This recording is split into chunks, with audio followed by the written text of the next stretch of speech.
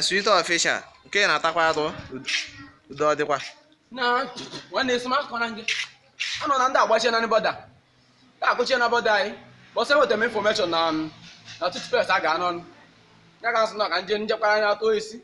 Ntara ya na-arụ ebe a. Ebe a ga ma kwụsị ọ bụ na nwa. Mmụta nwa ma tara. Ebe a ga nwa m ya kwụsị nwa na-atara. Asị ga na onye nwe nke asị ga na. Nya ihe a na-ewe. Ka isi nweta information na toothpaste a ga arụ. Na nwanne m papa ejima. Page man na anata kind toothpaste ma ọ bụ konje na ke kọbri toothpaste we ma ta for good 5 years o na nworekwa aja mo sara nkọchara izugba eba toothpaste adịs dị no unyi ka onye nọ ndị be na-egberi orunyi na atarazi ahụ ikwe na-eme na azọ unyi azọ ya siri ike